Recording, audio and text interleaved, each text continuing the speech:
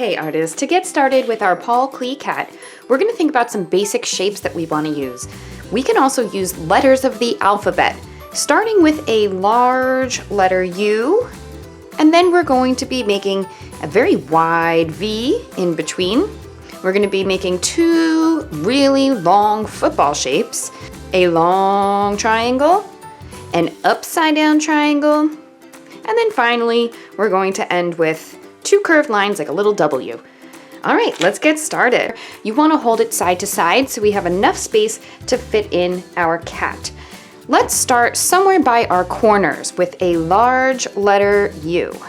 And of course, we're going to draw very lightly. So I'm starting somewhere by my corner, coming down close to my bottom, and then I'm going to loop back up close to my other corner. So think about a really large letter U, but it's also really wide. And I got it wide by making sure that I went from corner to corner. If it's not that big, go ahead, flip it over, try again. Find your corners and make a really large U. After we make our really large U, we're going to be connecting it with a V, just like we saw to make our ears. Now notice how our V is going right to the middle of our cat. So when we make it, we're gonna need to go down the mountain quite a bit and then come back up the mountain to our other side of the U.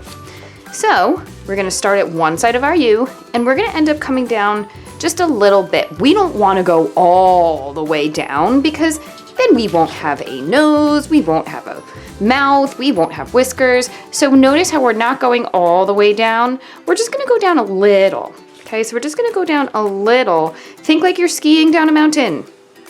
Okay, once you get about to the middle, you're gonna go back up the other way, all the way to the other side. If it doesn't make it, then you can just connect it. Now we have our cat face. From here, we're going to be making our cat nose with a very long triangle. So I'm starting in the middle and I'm gonna make a triangle that goes again about to the middle, not all the way down. Go down a little bit and stop, and then turn around, and then come all the way back up to a little point. So see how it looks like a triangle? The next thing that I want to do is the eyes. These are going to be really long football shapes. So I'm starting at my nose, and I'm going to make a really large rainbow to the other side. And then I'm going to come back with a smiley face so it looks like a football. Smiley face going down and back up. Let's get one on the other side. Starting from about the same place. Big old rainbow to one side, and then sure enough, little smiley face to make your way back. Now, if they don't match, it's okay, because when we look at Paul Klee's artwork, clearly he does not care if it looks real or not. He's having fun with the colors and the shapes.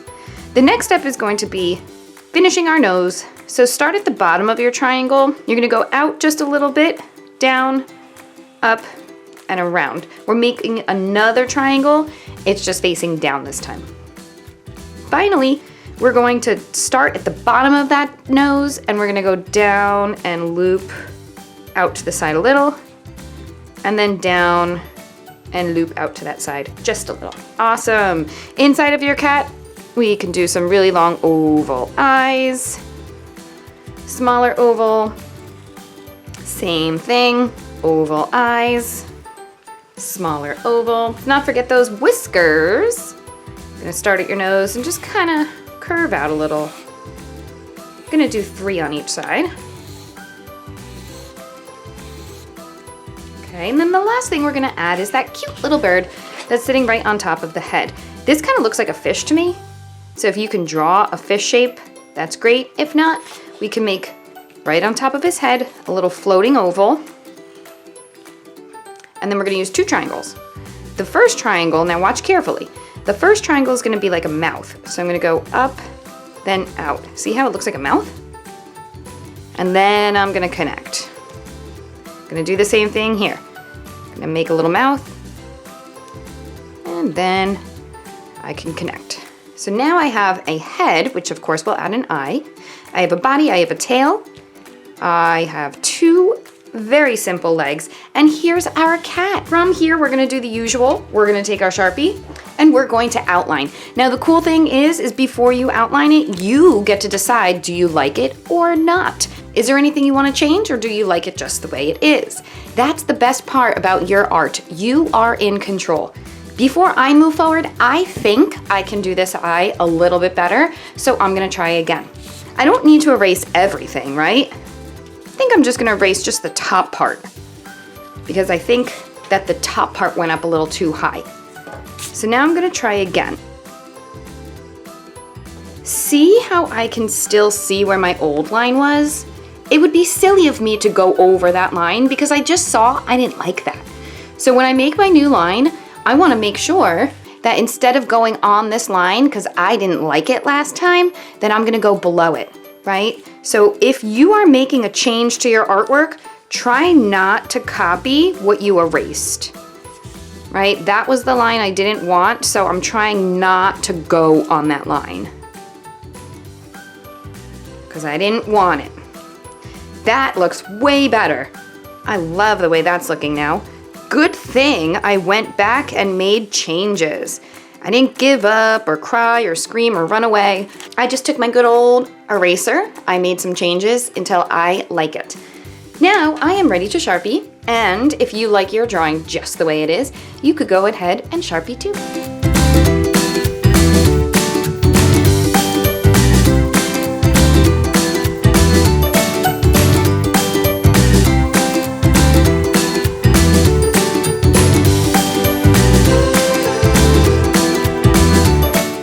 Okay, now I tried my best when I was outlining, but there's still some spots where I didn't stay perfectly on my pencil mark because nobody's perfect. So any of those spots where you still see that pencil mark showing, go ahead, erase it. We call this the artist's secret.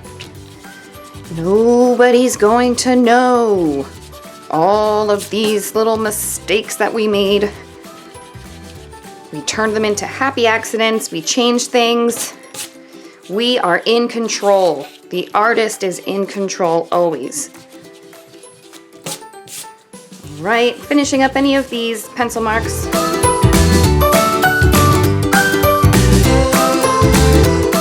All right, my cat's ready for some color. I can't wait. Let's have some fun with that.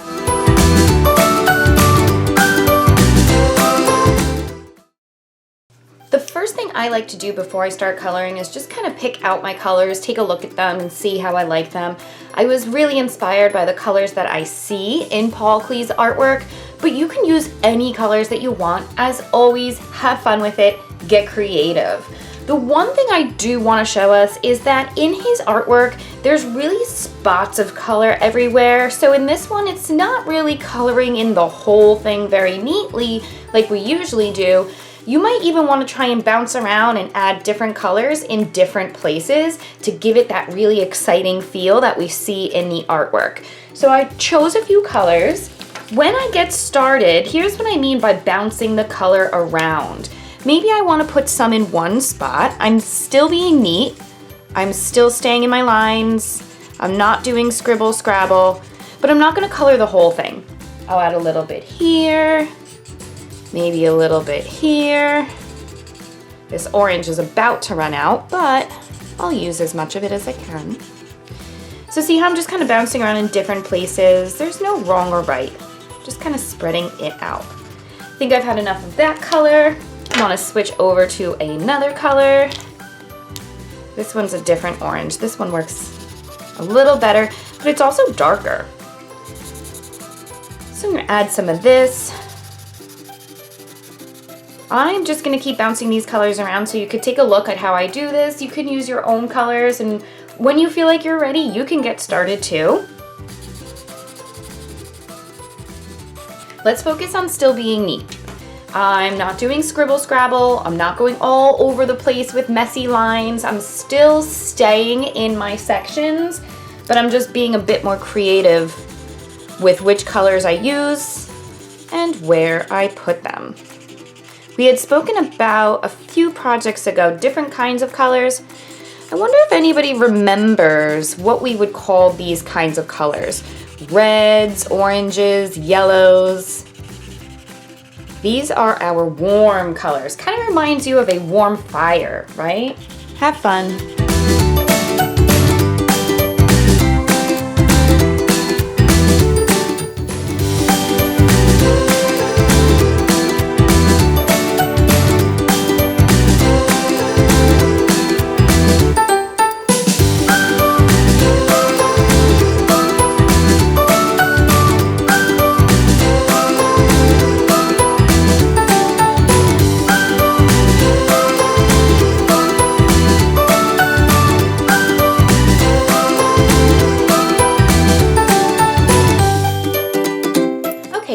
that the coloring of the cat's face and that little bird are done, I think it's time where we can start to add a little bit extra. It's looking a little bit boring in the background, so I'm gonna start to add a little pattern, and you can get even more creative with this part. Maybe you wanna do a few shapes around the outside.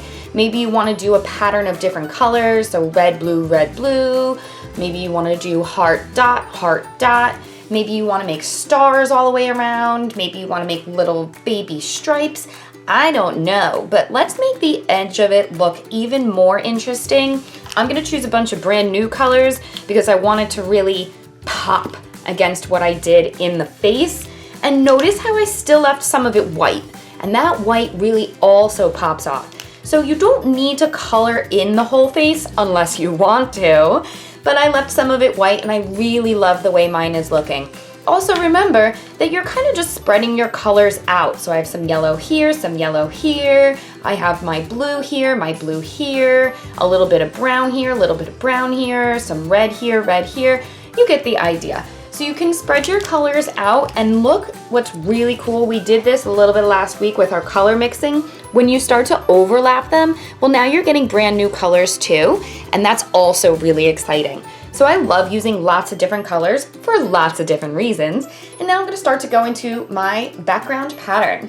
So I picked out the colors I wanna use first. I'm thinking about colors that are really different than the cat. So I kinda have these warm red, orange, yellow colors. And now I'm gonna use these cool toned blues, purples, pinks. And around the outside, I'm just gonna keep it simple with some polka dots. I'm really liking the way that that looks just because it's simple, it's easy, but it also looks really great. Here's a trick. Sometimes when we make patterns, we might do this. We might say, okay, there's my blue, cap my marker.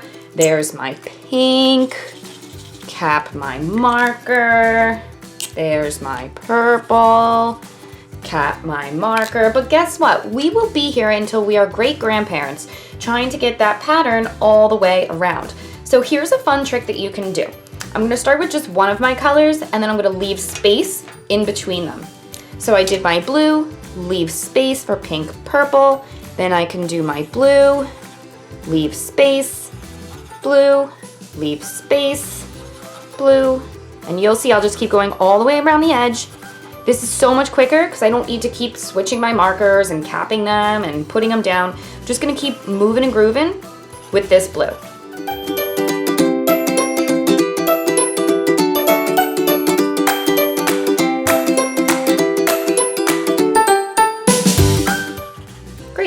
Now I did my blues all the way around. The next color I'm gonna switch to is my pink, because my pink in my pattern, remember a pattern is something that repeats itself over and over again. Mine went blue then pink, so I'm gonna keep that up. So after every blue, I'll have pink. Here's my pink, here's my blue. Now of course I wanna leave space for that purple, right? Because I'm using 3 colors. So I'm gonna keep that pink right next to the blue. All the way around, pink next to the blue, just making sure I still have some space later for that final color. If you have a different way to make a pattern and it works good for you, you can use that way too. I just like to show us these tips, these tricks to make things a little easier, but also a little quicker. I know that good art takes time, but sometimes we can use tricks along the way to cut that time in half and still make it look just as good as if we didn't cut the time in half.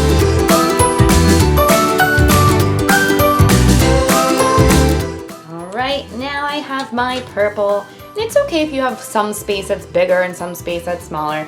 That's fine. Now my purple is just gonna go in between all of my pinks and blues. So we'll see the pattern starting to happen. We see blue, pink, purple, blue, pink, purple, blue, pink, purple, blue, pink, purple, and I'll just keep going all the way around until my pattern is done.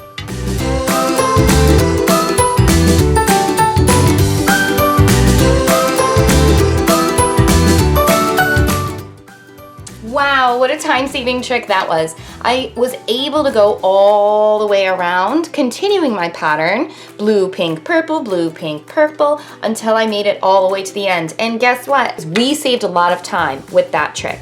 So see how you can create a pattern along the outside and see if that trick will work well for you too. Oh my goodness, I love the way it turned out. I can't wait to see how yours turns out. I would love if you can take a picture of it and post it on Seesaw or on Google Classroom, whichever one you use. And I can't wait to see how you did. Have so much fun. Bye guys.